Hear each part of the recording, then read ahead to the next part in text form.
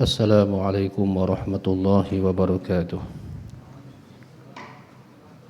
Ila hadratin Nabil Mustafa Rasulillah sallallahu alaihi wasallam wa alihi wa ashabihi al-kiram.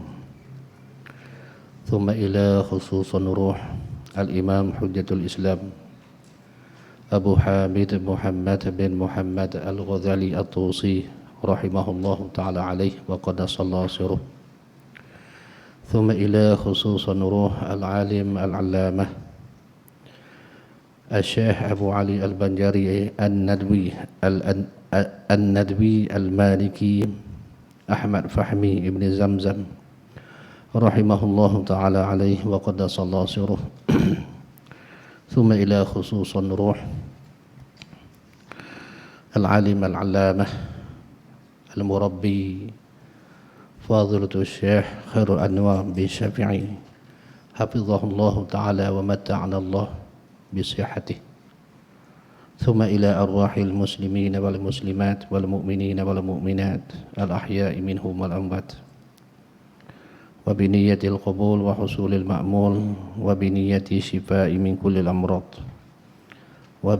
وبنية قضاء حوائج الدنيا والآخرة وبنية فوزي بحسن الخاتمة عند الموت. شيء لله لهم الفاتحة. أعوذ بالله من الشيطان الرجيم. بسم الله الرحمن الرحيم. الحمد لله رب العالمين الرحمن الرحيم مالك يوم الدين إياك نعبد وإياك نستعين اهدنا الصراط المستقيم صراط الذين أنعمت عليهم غير المغضوب عليهم ولا الضالين. أعوذ بالله من الشيطان الرجيم.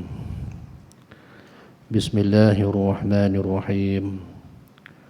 الحمد لله رب العالمين والصلاة والسلام على أشرف الأنبياء والمرسلين سيدنا ومولانا محمد وعلى آله وصحبه أجمعين. رب اشرح لي صدري ويسر لي أمري واحلل عقدة من لساني يفقه قولي. اللهم صل وسلم وبارك على سيدنا محمد الفاتح لما أغلق والخاتم لما سبق ناصر الحق بالحق والهادي إلى صراطك المستقيم وعلى آله وصحبه حق قدره ومقدار العظيم. سبحانك لا علم لنا إلا ما علمتنا إنك أنت العليم الحكيم.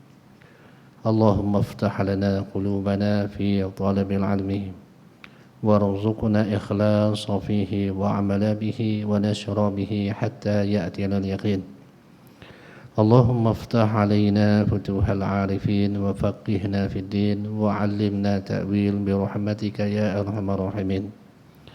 اللهم علمنا ما جهلنا وانفعنا بما علمتنا وجعلنا من المخلصين. اللهم ارزقنا فهم النبيين وحفظ المرسلين وإلهام الملائكة المقربين برحمتك يا أرحم الراحمين.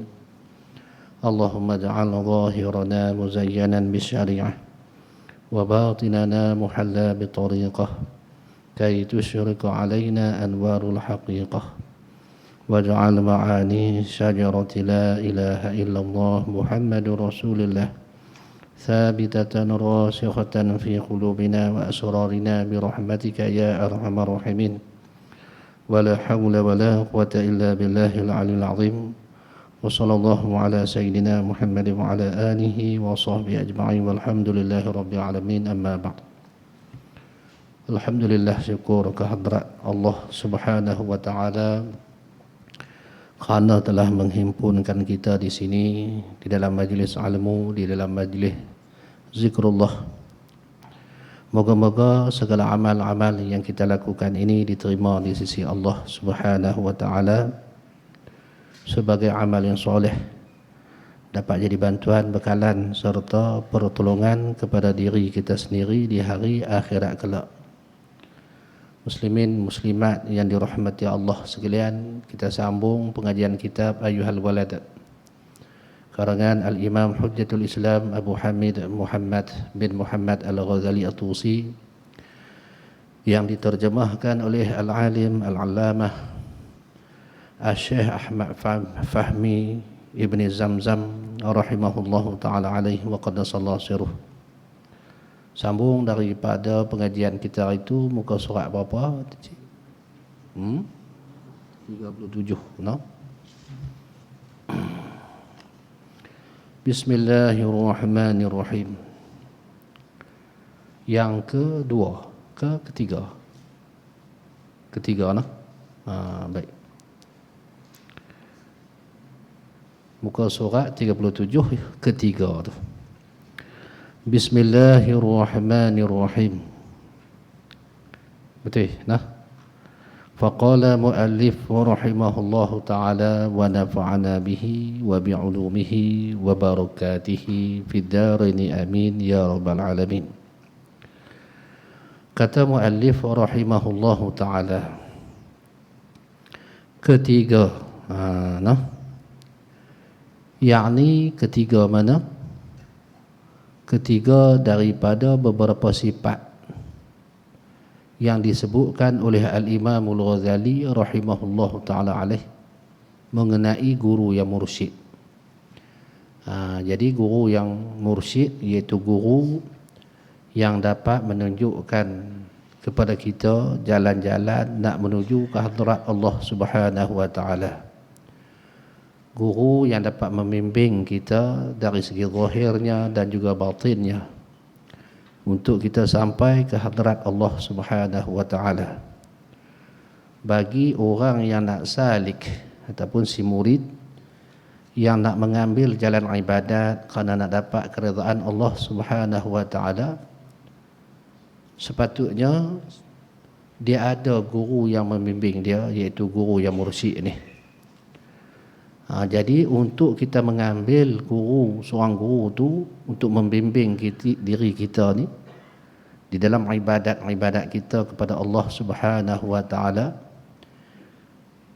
terlebih dahulu perlulah kita mengenal peribadi guru-guru yang mursyid, sifat-sifat guru yang mursyid. Kalau kita tak kenal, kita akan tersalah mengambil guru-guru. Tidak akan sampai maksud kita untuk mendapat keridaan Allah Subhanahu wa ta'ala, no? Jadi yang pertama kita dah mengaji, yang kedua kita dah mengaji, kemudian masuk yang ketiga. Ketiga beliau, yakni guru yang mursyid itu ialah seorang guru yang benar-benar telah berjaya di dalam mendidik dirinya sendiri. Guru yang sampai kepada peringkat guru yang mursyid ini bukan guru yang bercakap kosong, menyuruh orang bertakwa, menyuruh orang takut kepada Allah Subhanahu wa ta'ala, sedangkan dia biarkan diri dia tu di dalam kemurkaan Allah Subhanahu wa ta'ala. Bukan seperti mana yang banyak berlaku pada zaman kita ni, no? Guru yang mursyid ni dia mendahului diri dia dalam pentarbiahan. Kalau dia bercakap soal bangun malam, dia terlebih dahulu bangun bertahajud pada waktu malam. Kalau dia bercakap soal ikhlas, dia dah sempurna ikhlas dia. Kalau bercakap tentang adab-adab, dia terlebih dahulu mendahului kita dalam mengamalkan adab-adab dalam setiap urusan-urusan. Itu guru yang mursyid.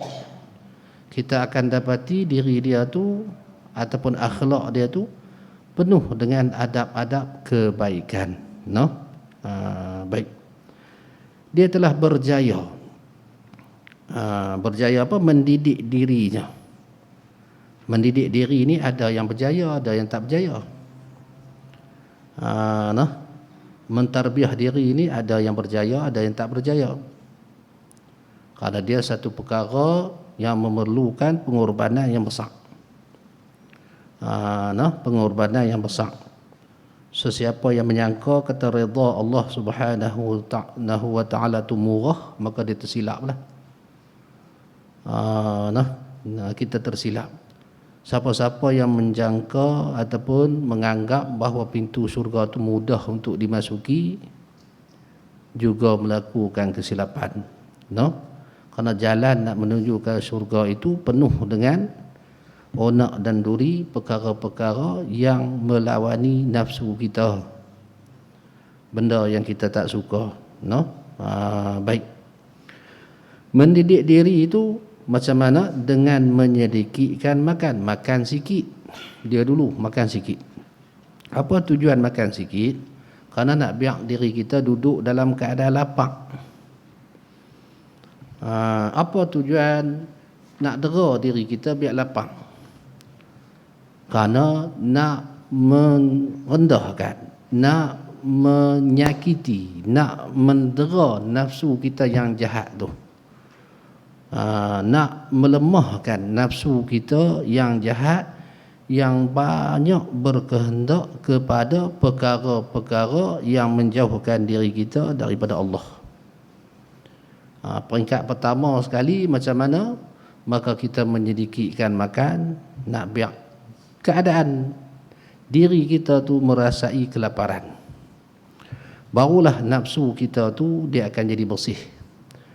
Kerana apabila kita lapar, tembakan mujahadah ataupun tempat kita nak berubat tu kena betul kepada diri kita. Rasa di mana? Di perut, di hati, lapar tu. Kalau macam kita mengaji sekarang, saya dah mengajak, belum tentu kenakan nafsu kita. Kalau ada perkara yang tak sesuai yang saya ajak dengan diri kita, tuan-tuan boleh lena. Lena Allah, dia ustaz boleh tiang. Tapi kalau kita puasa, siapa yang kena? Yang bahasa lapar tu. Telinga? Tak. Lidah? Tak. Nafsu kita yang terdera tu. Sebab tu didahului dengan berlapar. Siapa takut berlapar, susah nak cerita bab takwa, susah nak cerita bab sabar, susah nak cerita bab tawakal. Nak ikhlas macam mana? Nafsu kotor tu kita tak cuci. Jadi guru yang mursyid dia menyedikitkan makan sedikit. Puasanya banyak. Bulan-bulan Rejab ni elok kita puasa, Kemudian sikit bercakap-cakap dengan insan, dengan manusia. Dia tidak bercakap-cakap perkara yang tidak berfaedah, apatah lagi perkara yang haram. Dia tak pandai nak bercakap, kata salah kalah dengan apa dah tu pemain tu, salah Mesir, Egypt, yang seorang lagi pemain Liverpool juga tu, dia pun duk melawak kan. Tu saya minat Liverpool, tapi matan pemain dia saya tak apa. Saya seronok kalau dengar Liverpool menang, alhamdulillah. Manchester saya tak suka.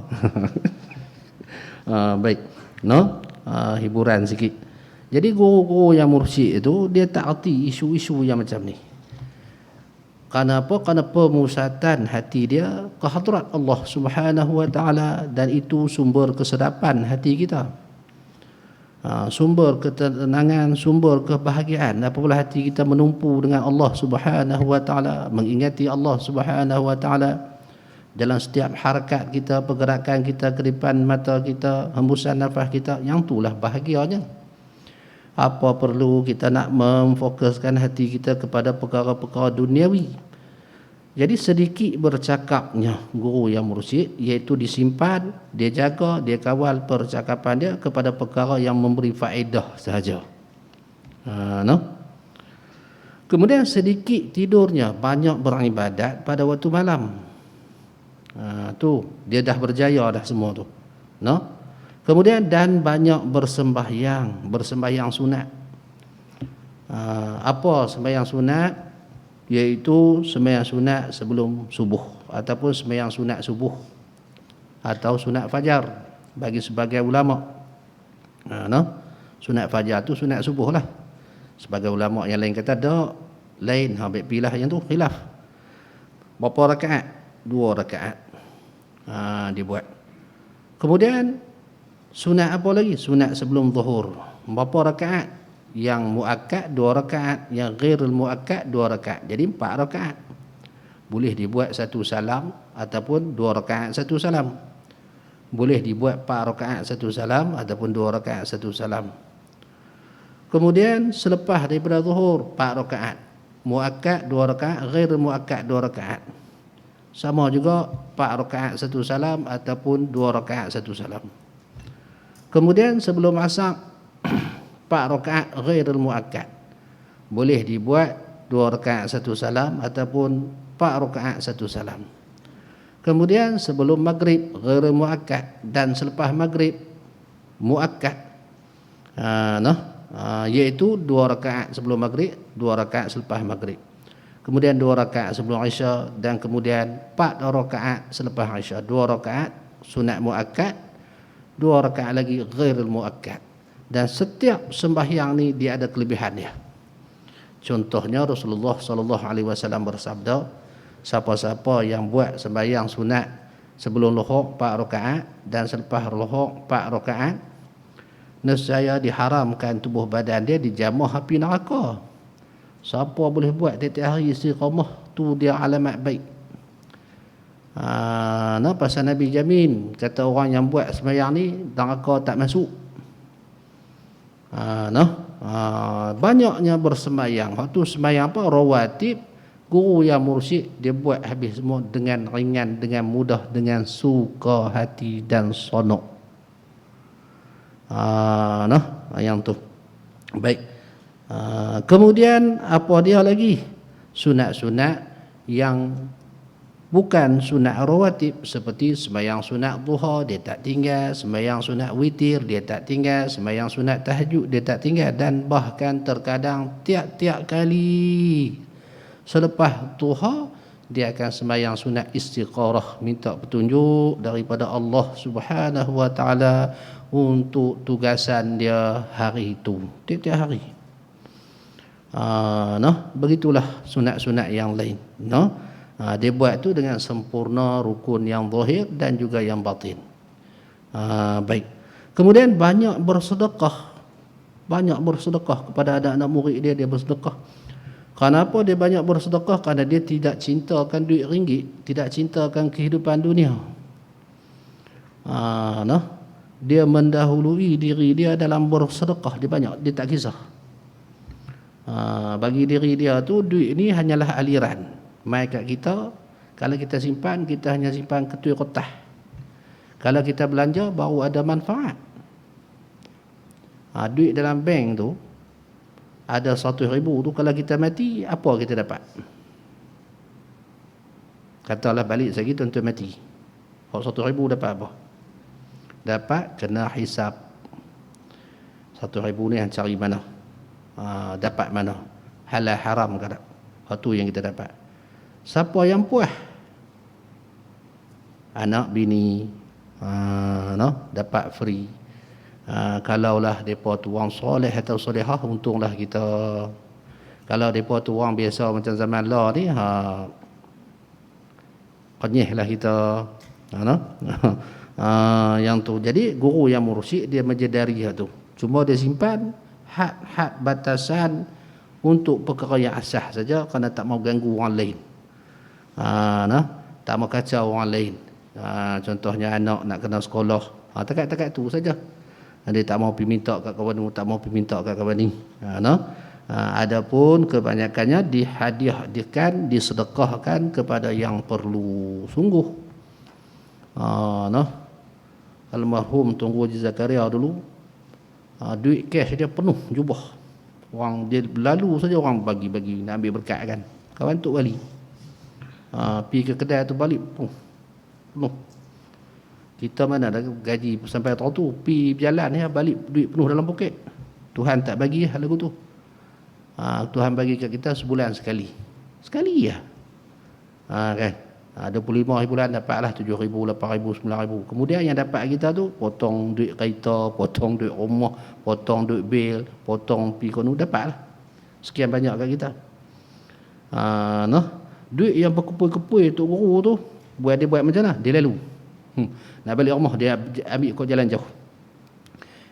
Nak rumah apa? Rumah tok leh ni tiang rumah pun nak perenggut. Bang leh oi. Gam melungguk bagi. Pi pusing sampai dia balik rumah kering. Tu no, tak ada tahu balik rumah.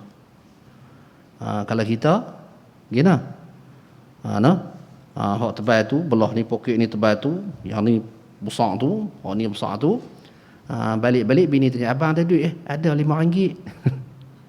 Dapat kat bini RM5. Nah, baik. Pasal apa? Pasal kita tak faham hakikat dia. Hakikat dia, no?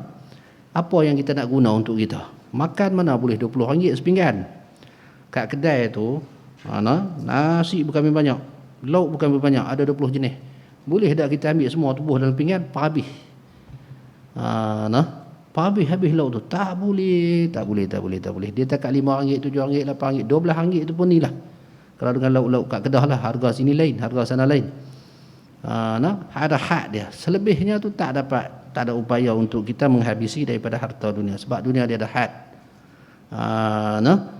Jadi kita tak biarkan harta-harta kita tu tak mengalir kepada orang yang memerlukan, dan juga tak bertukar jadi pahala akhirat.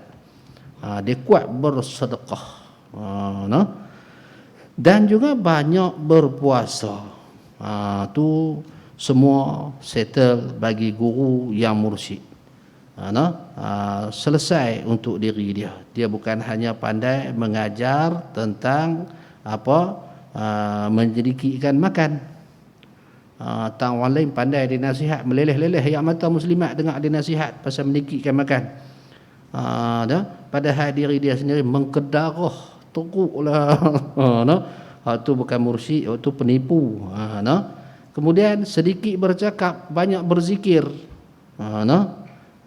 Dia mendidik diri dia, bukannya dia banyak bercakap, banyak menasihat, banyak memberi panduan agama, sedangkan cakapnya kepada perkara yang sia-sia tu teramat banyak. Habis. Itu sifat yang ketiga. Pergi berjalan di Kedah, WhatsApp saya, Ustaz, kami sampai nak pergi ziarah rumah siapa? Ustaz mana? Kalau nak tengok yang betul-betul kemah punya, bukan bohong punya, pure punya, kita bagi hapi sini. Nama ustaz ni sekian-sekian banyak. Tuan-tuan pergi masuk tengok. Gena guru yang mursyid tu. Dengan hak yang selebriti ni. Tengok siapa yang cerita bab agama yang betul-betul yang Allah Subhanahu Wa Taala kehendaki. Yang betul-betul Nabi sayang. Tengok orang tu macam mana. Pergi tengok muka pun jadi. Dia jamu teh sampai dia tanya, awak dia tengok muka saya saja, Ustaz Yusri suruh. Lepas tu nak sembang apa ni? Tak ada kami nak sembang, tak mau sembang apa, nak balik selayang dah. Terima kasih tu guru. Assalamualaikum, pergi balik. Lepas tu tuan-tuan semayang. Lepas tu tuan-tuan berzikir. Lepas tu tuan-tuan baca Quran. Tengok apa yang tuan-tuan rasa. Dengan sebelum pandang muka-muka dia ni. Baik. Okey, habis tu. Kemudian kata muallif rahimahullah taala. Keempat, sifat dia yang keempat. Beliau guru yang mursyid dia dengan sebab berguru dengan gurunya yang mursyid tadi. Dia berguru dengan guru dia juga. Dia berguru dengan guru dia tu sampai ke peringkat mursyid juga. Dia wali, dia berguru dengan tok wali juga. Telah mampu menjadikan akhlak yang mulia sebagai cara hidupnya. Dia berguru dengan guru dia, yang mana guru dia sampai kepada peringkat mursyid.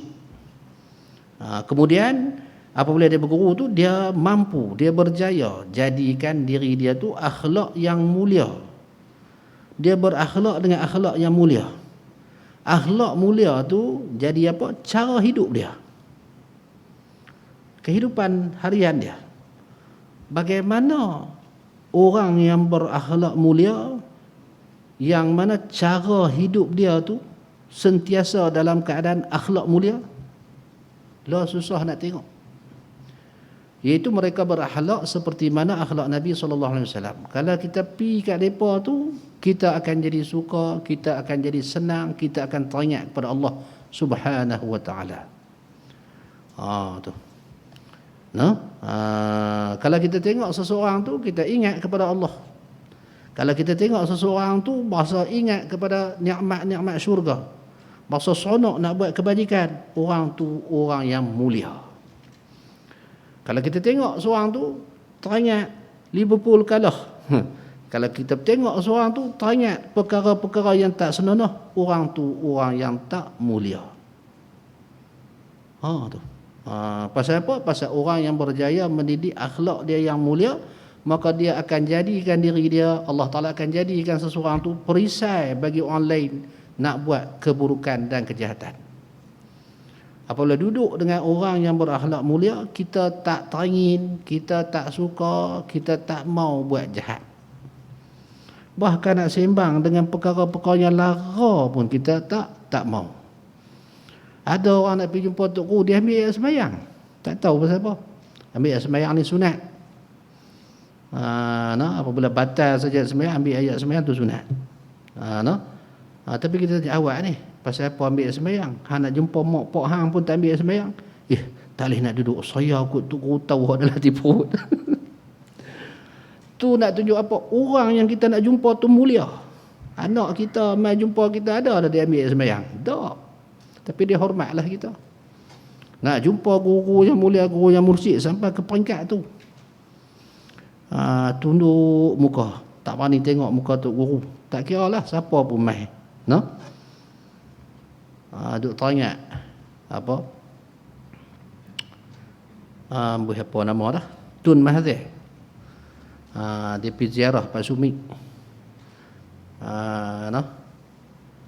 Kawan-kawan banyak cerita orang kuat Pak Sumi. Pak Sumi tak pakai baju pun.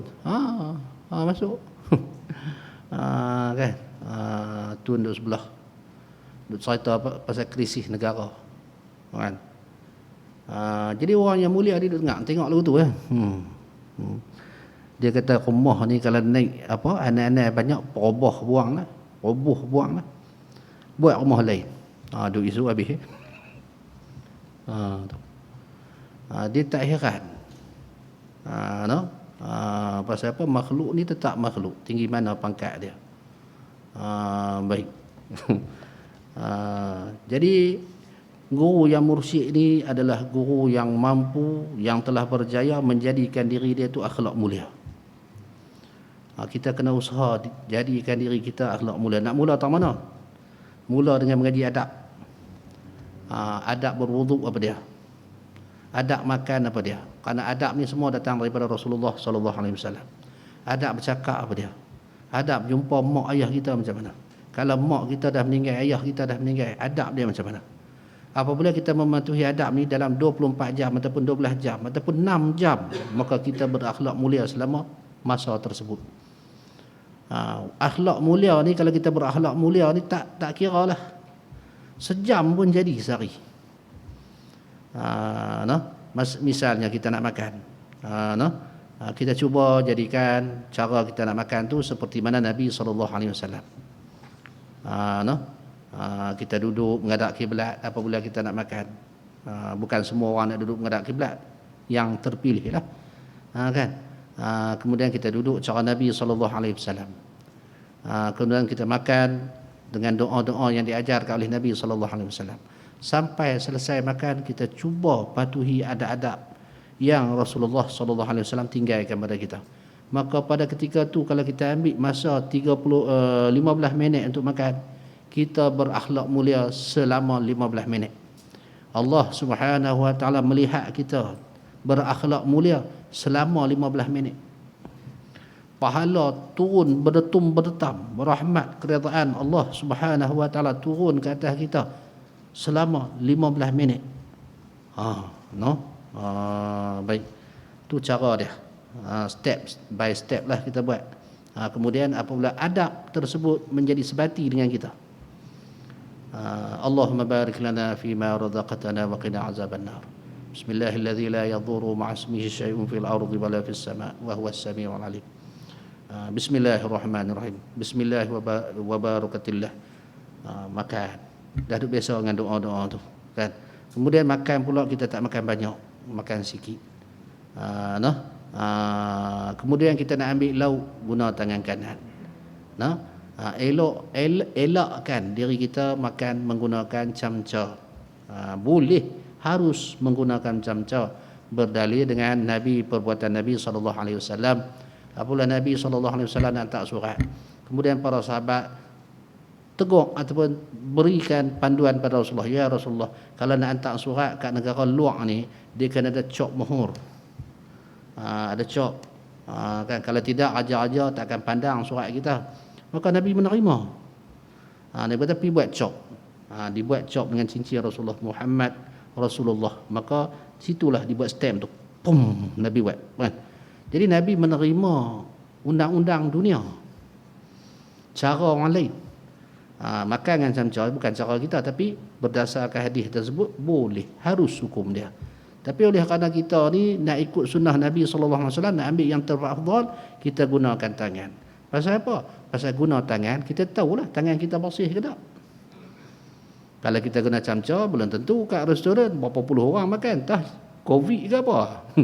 Tangan kita tahu. Kan? Camca tu tak jamin bersih. Tah dia rendam dalam air macam tu, tah basuh macam mana, tangan kita tahu. Tu kelebihan kita makan dengan tangan. Baik.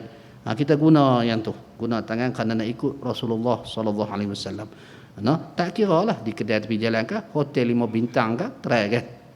Orang duk tengok apalah, peroklah dia ni makan dengan tangan. Baik pergi depa lah. Kita bayar, kalau depa tolong bayar tak apa je. Ni duit kita habis, cuba. Maka di situ kita berakhlak mulia. Itu cara dia. Apabila kita jumpa orang, kawan kita, selalunya kita sapa kalau orang Kedah ni jenis bahasa pelik-pelik lah. Mampuih mana, lama tak nampak. Dia buh mampuih dulu. Mesra sungguh. Jadi kena tahan telinga lah dengan orang Kedah. Kalau ni dia baik, hati dia baik. Aku ingat accident dah patah kaki lama tak nampak. Tu dia. Cayak tak telinga lah orang Johor dengar. Baik. Ubah. Tapi sini tak ada masalah kalau orang Kedah lah. Assalamualaikum. Ubah dengan yang tu. Kan? Maka di situ kita berakhlak mulia. Baik. Kata muallif rahimahullah taala. Apa akhlak mulia tu? Seperti sabar. Disusun elok ni. Sabar. Apa sabar? Kita tahan hati kita daripada kemarahan. Melepaskan kemarahan. Tu tak boleh sabar. Kita tahan lidah kita daripada mengumpat ataupun memaki. Kita tahan tangan kita daripada memukul. Tu sabar. Serta kita tahan lidah kita daripada menceritakan kepada makhluk apa yang terkena, apa yang terjadi pada kita daripada bala-bala dan sebagainya. Tu sabar. Kita hanya mengadu kepada Allah Subhanahu wa taala. Kalau nak cerita kat makhluk ni yang layak saja. Contohnya doktor. Sakit apa pak cik? Takkan ada sengap. Saya ni dah 3 tahun doktor. Kalau mai hujan lebat saja sejuk, lutut saya ni sakit sungguh. Kat orang lain yang tak layak dengar, yang bukan doktor apa semua, orang tanya kita, haji kena lama tak jumpa, sihat ke? Alhamdulillah sihat. Tu orang sabar. Walaupun sakit, tapi kita tak ceritakan kesakitan tu kerana apa? Kesakitan ni milik Allah. Segan nak ceritakan makhluk kata kita sakit pasal waktu sihat, tak pernah pun kita terima kasih dengan Allah Subhanahu wa taala, ataupun kurangnya kita bersyukur kehadrat Allah. Jadi kita tak mau lagu tu, adab kita dengan Tuhan. Kita tahan lidah kita, tak bercakap. Sabar kita. Sabar ni banyak peringkat. Sabar mengerjakan perkara yang wajib. Kita sembahyang tadi, kita sabar tak? Nak tahu kita sembahyang tu sabar ataupun tak, kita buat tiap-tiap perkara sunat yang sempat kita buat semasa kita menjadi makmum. Kita baca elok-elok. Allahu Akbar, takbiratul ihram, serta dengan niat apa semua. Kemudian apa? Doa iftitah. Allahu Akbar kabira walhamdulillahi katsira subhanallahi bukratan wa asila wajjahtu wajhiya lilladzi fatara as-samawati wal ardi, sampai habis. Kemudian a'udzubillahi minasyaitonir rajim, bismillahirrahmanirrahim, sampai waladhdallin. Bismillah sampai waladhdallin, rukun sembahyang. Amin. Kita baca. Kemudian Allahu Akbar. Kita rukuk, pasal imam rukuk. Kita sabar dalam sembahyang. Kita biar imam juga rukuk, sempurna rukuk. Allahu Akbar. Habis imam rukuk, barulah kita turun rukuk. Kerana kita nak dapat pahala jemaah. Dalam kitab I'anatul Talibin,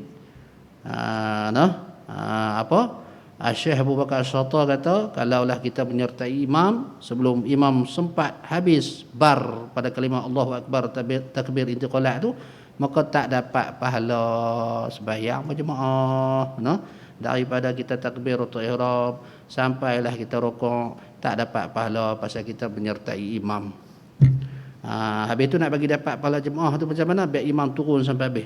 Allahu Akbar. Bar imam baru kita Allahu Akbar. Tu sabar dalam sembahyang, melaksanakan yang wajib. Kemudian buat apa waktu tu? Ada zikir dia, subhana rabbiyal azim wa bihamdih, berapa kali? Sekurang-kurang afdal 3 kali. Baca subhana rabbiyal azim wa bihamdih, subhana rabbiyal azim wa bihamdih, subhana rabbiyal azim wa bihamdih. Tu sabar. Tahan, tak mau kalut-kalut. Sampailah bagi salam. Kemudian sabar lagi. Pasal apa? Ada zikir lepas tu. Apa dia? Alhamdulillahilladzi lam yattakhidh waladahu, sampai habis. Kemudian ada lagi zikir, sabar lagi. Astaghfirullahalazim alladzi la ilaha illa huwal hayyul qayyum ataupun hayyul qayyum wa atubu ilaih. Berapa kali? 3 kali. Kemudian sabar lagi. La ilaha illallah wahdahu la syarika lahu, lahul mulku wa lahu, sampai habis. Berapa kali? 10 kali. Kemudian Allahumma ajirni atau Allahumma ajirna minan nar, berapa kali? 7 kali. Kemudian Allahumma antas salam wa minkas salam wa ilaika ya'us salam fa hayyina rabbana bis salam wa adkhilna al jannata darus salam tabarakta rabbana wa ta'ala ya zal jalali wal ikram. Kemudian a'udzubillahi minasyaitonir rajim, bismillahirrahmanirrahim, alhamdulillahirabbil alamin. Sambil duk baca tu hati duk ingat, kata Allah Taala, duk tengok aku duk baca ni, ya Allah, aku tunjuk kat kamu segala bacaan ni, dengarlah bacaan aku, terimalah bacaan aku tak buat, bukan aku baca zikir ni bukan untuk orang lain, untuk kamu ya Allah. Dalam hati kita jalan tu. Tu ikhlas. Sabar. Kemudian imam kata apa? Subhanallah. Kita bersubhanallah, subhanallah sampai 33 kali. Alhamdulillah 33 kali. Allahu Akbar 33 kali. Kemudian imam doa. Kemudian amin. Wassallallahu ala sayyidina Muhammad wa ala alihi washabihi ajma'in walhamdulillah. Waktu doa tu kita sabar. Tiap-tiap kali imam doa, kita amin. Kita tak tengok imam doa kita tak dapat, tak amin. Dapat kat imam, dapat kat orang yang amin. Orang yang tak amin kepada imam, Tuhan tak bagi pasal sombong. Apa maksud amin? Istajibillahumma du'ai, ya Allah terimalah doa aku ataupun doa tu imam. Tu maksud amin tu. Kemudian sallallahu alaihi, habis, baru habis. Ibadat buat kat Tuhan. Sabar sampai habis. Kalau tak sabar, lepas bagi salam, tengok langit apa-apa, keluar. Kemudian sembahyang sunat pula, sabar lagi. Sabar dalam perkara sunat. Kemudian sabar pada meninggalkan maksiat yang haram, semua kena sabar. Sabar pada meninggalkan yang makruh. Sabar pada meninggalkan yang harus. Tu peringkat-peringkat sabar. Jadi mursyid ni, guru yang mursyid, sabar ke semua. Bukan nak tunggu kena bala ya. Sabar ustaz duk mengajar ni. Kalau tidak berhenti dah, ni tak berhenti-berhenti lagi. Habis. Kemudian sembahyang, syukur, tawakal, yakin, qanaah, merasa cukup dengan yang ada. Ni semua akhlak guru yang mursyid. Terkenal dia dengan orang yang bersembahyang, suka bersembahyang. Kemudian syukur dengan segala nikmat yang Tuhan beri. Kemudian tawakul ataupun tawakal, kuat pergantungan hati dia dengan Allah Subhanahu wa taala. Yakin, iman, bersifat dengan yakin, bersifat dengan iman. Kalau kita nak sifatkan diri kita dengan iman macam mana? Tambah musim Covid ni lagi bagus, lagi mudah nak kuatkan iman kita. Pakai face mask. Kemudian apabila kita nak pergi mana-mana, kita ikhtiar dengan face mask, hand sanitizer tak ada sini kan. Di samping tu, bukan di samping tu. Yang perlu mula-mula sekali kita ikhtiar diri kita supaya tak kena Covid, satu Malaysia kena buat ini, iaitu apa dia? Baca Hizib Nawawi, baca Hizib Bahar, baca Daur Al-Ala, baca wirid-wirid, ratib haddad, Wirdul Latif. Pilih salah satu. Tiap-tiap orang dalam Malaysia yang beragama Islam kena ada amalan. Mana lebih berkesan? Pakai face mask dengan berdoa ke Tuhan. Tuan-tuan jawab sendiri ya. Nak jawab tu kena tahu COVID ni siapa buat. Ni cerita bab iman semua ni. Tu.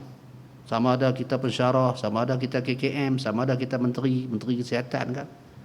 COVID ni siapa buat? Tu. Kalaulah Allah Taala tu buat COVID ni, maka kita perlu berdoa kepada Allah. Bukan tekat doa biasa-biasa tu saja. Kena doa dengan amalan-amalan yang telah disusun oleh para alim ulama. Dengan selawat-selawat. Selepas subuh kita baca 10 minit. Ataupun selepas asar 10 minit. Ataupun saat nak tidur 10 minit. Untuk diri kita, untuk anak bini kita. Lepas tu baru pakai hak ni. Tu. Macam mana Allah Subhanahu Wa Taala nak angkat malapetaka ni sedangkan kita tak berdoa, tak minta kat dia. Malah kita nak minta. Baik. Ini bab iman. Kepercayaan, keyakinan. Kemudian bersifat dengan qanaah. Apa dia tu? Merasa cukup dengan yang ada. Yang hati kita tak ada hajat dah dengan benda yang baru. Benda qanaah ni kita akan dapat rasai apabila nyawa duduk dekat ni. Semua akan rasa. Tapi waktu tu dah tak berguna dah. Nyawa duduk dekat halkum ni. Baru kita tahu kita tak ada siapa dah boleh tolong kita. Guru yang mursyid bersifat dengan qanaah, cukup. Dia bersifat dengan cukup, memadah apa yang dia ada. Bukan bermaksud orang yang bersifat dengan qanaah ni dia fakir, bukan. Fakir, miskin, kaya apa hak Tuhan. Tak ada kena mengena dengan usaha ikhtiar kita. Berapa banyak orang keluar pagi balik tengah malam, tak kaya-kaya. Kan Tuhan dah buat dah.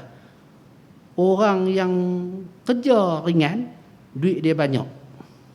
Orang yang kerja berat, duit dia sikit. Gaji dia sikit. Cuba kita tengok orang nak bina bangunan. Siapa yang paling banyak keuntungan dapat daripada sumber ataupun daripada projek, daripada perniagaan, daripada kerja dia buat bangunan 20 tingkat? Orang yang kat bata ke, yang keluar peluh banyak ke, orang yang duk siap dah. Siapa yang atur peraturan yang macam ni? Allah. Al-Imam Al-Ghazali kata, kalaulah kita sendiri yang atur rezeki kita, dia suruh kita jawab. Pasal apa orang yang buat kerja teruk, gaji dia sikit, sedangkan majikan-majikan yang duduk saja, gaji dia banyak. Maksudnya sistem pemberian rezeki Allah yang atur. Tu. Waktu dalil dia, Allah menguasai. Bukan dengan kita bersifat qanaah, kita akan jatuh jadi miskin. Pasal miskin, kaya, rezeki apa? Tuhan lah. Tak ada kena mengena dengan kita. Kalau Allah Ta'ala nak bagi kat kita 7,000 sebulan, Tuhan buat. Kita jadi cikgu. Dia bergerak ikut kehendak Allah Subhanahu Wa Ta'ala, dapatlah rezeki yang Tuhan bagi. Baik. Saya bukan nak jadi jabariah, nak ajak hati kita tu kebergantungan kita dengan Allah Subhanahu Wa Ta'ala. Ada pun usaha ikhtiar kita yang tak berbekas ni, buatlah. Kalau nak masuk kerja lepas setengah pagi, pergi. Dah Tuhan atur itu. Dan ada adab-adab dia di situ untuk kita yakini dan untuk kita praktikkan. Baik. Tenang jiwa, penyantun, tawaduk, rendah diri, banyak ilmu, benar, malu, menyempurnakan janji, tenang pendirian, tenang pembawaan, berhati-hati dalam segala urusan dan sebagainya. Dan apabila ia telah bersifat dengan sifat yang mulia itu, maka sebenarnya ia adalah nur. Dia adalah seperti nur, seperti cahaya daripada anwar, daripada segala cahaya-cahaya Nabi Muhammad sallallahu alaihi wasallam. Dia tu diumpamakan nur yang datang daripada segala cahaya-cahaya yang datang daripada Nabi sallallahu alaihi wasallam. Ini perlu dipahami. Nabi sallallahu alaihi wasallam tu sumber cahaya, nur. Apabila kita mengikut apa yang Nabi sampaikan, iaitu ilmu-ilmu yang Nabi sampaikan, Nabi suruh kita tawakal, Nabi suruh kita qanaah, Nabi suruh kita tawaduk, Nabi suruh kita pulun mengaji sampai banyak ilmu. Nabi tak bagi bohong. Seolah-olah kita mengambil nur daripada nur Nabi itu. Maka apabila kita berjaya menyempurnakan segala apa yang diarahkan oleh Nabi SAW, Jadilah diri kita ni nur, cahaya penuh dengan nur iman, nur taqwa, nur ikhlas, dan sekalian nur ilmu. Nur. Bukannya Nabi bagi kita nur macam Ultraman duk tembak tu, bukan. Jangan faham dulu tu. Bahasa-bahasa sastra ataupun bahasa-bahasa sufi ni kena ditafsirkan dengan elok. Baik. Nur ni pada pihak apa? Menerangi. Kan nur ni cahaya, yang lampunya situ. Tu. Ni semua yang cerah-cerah ni bukan lampu, ni nur. Yang kita boleh nampak ni pasal apa? Pasal nur daripada cahaya tu. Mentol duk tentu. Bukan terni. Ni yang cerah ni nur. Jadi orang yang sampai kepada peringkat ni, dia menerangi orang lain dengan apa? Dengan ilmu, dengan panduan, dengan nasihat. Kalau tambah zaman kita ni, zaman kemuncak, zaman dah tak apa-apa. Tengah malam kadang-kadang ustaz, saya nak abang kat ustaz ni, abang apa? Saya tak mau hidup dah, saya nak bunuh diri lah. Kan? Tapi tak bunuh-bunuh je, alhamdulillah, kan? Tu kita dah sampai ke zaman tu. Pasal apa nak bunuh diri? Pasal saya tak boleh nak hidup lah ustaz. Saya buat bisnes dengan Arab ni, berapa juta dia tipu saya, apa-apa semua saya. Okey, kalau bunuh diri agak-agak nak masuk syurga kan neraka. Dia sengak ustaz. Tapi itu hakikat dia. Nak kata dia pendidikan tak bagus, mana hala mengaji England. Kan? Baik. Jadi guru yang mursyid dia nur, dia menasihati orang, dia menerangkan jalan-jalan menuju kepada Allah Subhanahu wa taala. Yang layak untuk diikuti, untuk kita contohi. Tetapi kewujudan guru yang mempunyai sifat-sifat ini sangat jarang sekali, susah nak jumpa. Lebih sukar wujudnya daripada al-kibriyatul ahmar. Daripada al-kibriyatil ahmar, apa dia tu? Belerang yang merah. Belerang ni kalau kelabu. Kalau hak merah tu payah nak jumpa. Begitulah kewujudan guru yang mursyid. Susah nak jumpa. Dan sesiapa yang telah mendapat habuan yang baik, lalu ia bertemu dengan syekh yang mursyid ini, dan pihak syekh pula bersedia untuk membimbingnya. Kita jumpa dengan guru ni, kita habaq, kita nak berbai'ah, kita nak mengaji kat tok guru ke apakah, tok guru kata boleh mai mengaji, dia mau terima kita jadi anak murid, maka hendaklah ia benar-benar menjaga adab-adab terhadapnya, terhadap guru. Kita orang yang beruntung kena jaga guru kita tu sungguh-sungguh. Pasal apa? Pasal dia boleh bimbing kita. Segala kesulitan, segala ketidakfahaman di dalam agama, segala tipu daya rohani, dia boleh ungkai, dia boleh tolak, dia boleh tepih, dia boleh pandu kita betul-betul sehingga kita menjadi jelas di dalam perjalanan agama kita. Bukan senang nak cari, orang panggil. Adik-adik nak tanya, Pak Lang nak tanya, nak ikhlas macam mana? Ni dia mengaji kena ikhlas kan? Macam mana nak ikhlas? Pak Lang minum air sana. Jawab.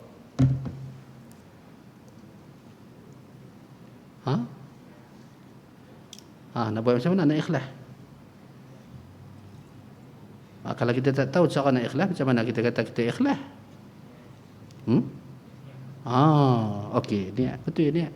Niat dia tempat di hati. Macam mana kita nak niat?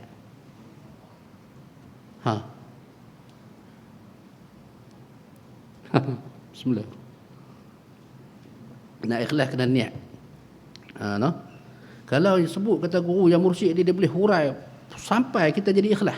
Nak tahu tu kita nak ikhlas ni, kita kena guna anggota hati kita sungguh-sungguh. Pasal ikhlas ni sifat batin. Sifat bahagian dalam. Macam mana kita kena guna hati kita sungguh-sungguh, macam mana kita guna anggota zahir kita sungguh-sungguh. Ketika sujud, rokok apa, macam tu hati pun dia kena guna sungguh-sungguh. Ikhlas iaitu kita niat, aku buat, aku mengaji ni kerana Allah. Apa pula makna kerana Allah? Yang tu lagi. Kalau dekat kita hadir nanti, aku mengaji ni kerana Allah. Apa kerana Allah? Makna kerana Allah tu. Guru yang mursyid dia boleh hurai. Kerana Allah tu kerana kita nak tunjuk, nak biar Tuhan nampak kita mengaji ni dekat Allah. Jadi dalam hati kita, ya Allah, pandanglah aku duk mengaji ni kerana aku buat ni kerana Engkau. Tu maksud kerana Allah tu. Salah satu makna. Jadi adakan dalam hati kita tu. Setiap kali nak mai, Tuhan duk tengok kita nak mai mengaji, kita pun niat hadir. Ya Allah, aku mengaji ni kerana Allah. Yang ni apa dia yang kita faham? Aku nak tunjuk kepadamu, ya Allah, aku tengah mengaji. Allah perintah kita mengaji, ni duk buat ni. Untuk orang lain, dah. Allah ya, nak tunjuk cara berjalan, cara duduk, cara mengaji. Tengok kitab, semua nak tunjuk ke Allah. Begitu dalam sembahyang. Allahu Akbar kerana Allah tu. Kau sembahyang pada maghrib 3 rakaat makmum kerana Allah. Apa? Kerana kita nak tunjuk kat Tuhan, biar Tuhan nampak kata kita duk buat apa yang Tuhan suruh ni.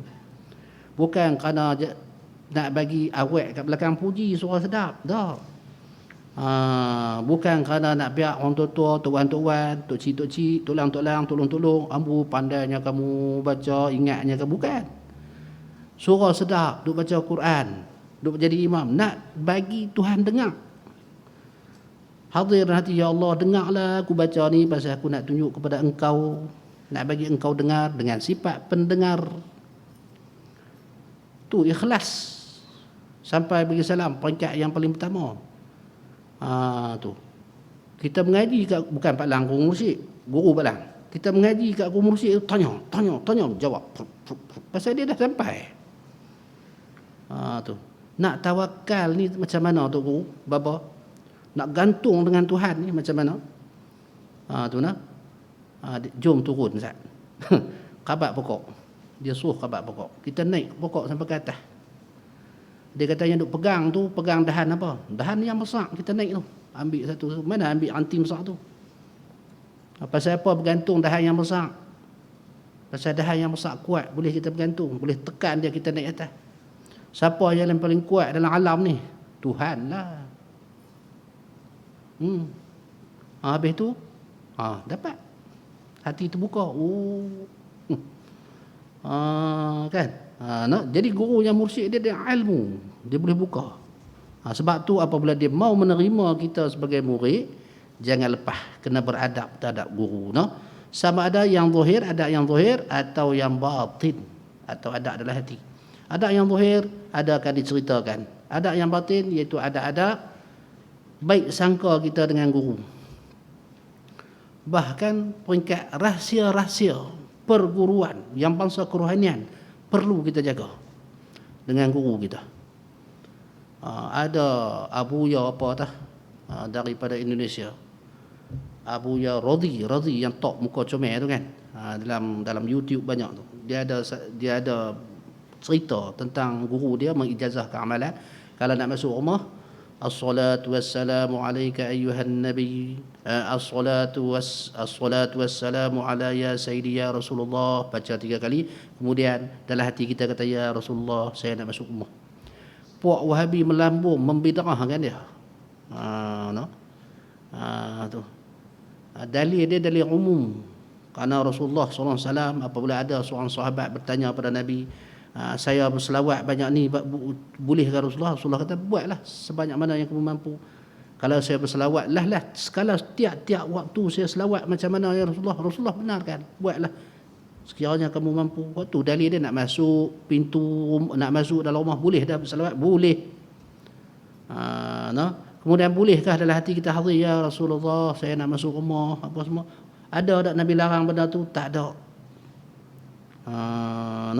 Tak ada dilarang oleh Nabi sallallahu alaihi wasallam. Amalan ni tuan-tuan, tak tahu nak abang. Saya tahu, saya cakap pasal saya buat sebelum saya dengar tu, pasal tokoh saya abang. Tu. Kalau duk berniaga burger tu, saya ingat dalam masa 5 bulan 6 bulan bertambah tu. Rezeki dia murah. Nak niaga saya, as-salatu wassalamu ala ya sayyidi ya Rasulullah, as-salatu wassalamu ala ya sayyidi ya Rasulullah, as-salatu wassalamu ala as-salatu wassalamu alayka ya sayyidi ya Rasulullah. Alaika tu kena ada. Kita ingat kat Rasulullah dari segi akal kita. Kita duk ingat, duk selawat kat Rasulullah. Allah Ta'ala perintah kita selawat kat Rasulullah. Takkan Nabi tak tahu, takkan Allah Ta'ala tak bagi tahu kat Nabi, muka kita ni. Takkan sempit agama kita sampai tahu tu. Bahkan perkara-perkara rohani ni pun kita kena jaga. baru elok betul-betul akhlak kita, no? Baik. Nak cerita apa dah? Adab yang batin dengan guru tu kalau kita jaga, maka kita akan mengambil tempat guru tu. Allah Ta'ala akan angkat kita mengambil tempat guru tu dari segi kedudukan maqam, dari segi kedudukan ilmu, dari segi kedudukan apapun kebaikan-kebaikan yang Allah Ta'ala berikan pada guru kita, kita akan dapat. No? Baik. Habis. Aisyah masuk dah? Dah okey? Dah okey, cukup dah. No? Maaf kerana terlanjur, tak apa. Kemudian insya-Allah ada adat yang zahir itu, iaitu yang ni pertemuan pada bulan depan. Wallahu a'lam. Subhanakallahumma wa bihamdika asyhadu an la ilaha illa anta astaghfiruka wa atubu ilaik. Bismillahirrahmanirrahim. Wal 'asri innal insana lafi khusr illa alladziina aamanu wa 'amilus solihati wa tawasaw bil haqq wa tawasaw bis sabr. Bismillahirrahmanirrahim. Alhamdulillahi rabbil alamin. وصلى الله على سيدنا محمد وعلى آله وصحبه أجمعين. اللهم جمعنا هذا جمعا مرحوما وتفارقنا من بعده تفارقا معصوما مغفورا برحمتك يا أرحم الراحمين. ربنا آتنا في الدنيا حسنة وفي الآخرة حسنة وقنا عذاب النار. صلى الله على سيدنا محمد وعلى آله وصحبه وبارك وسلم. الحمد لله رب العالمين.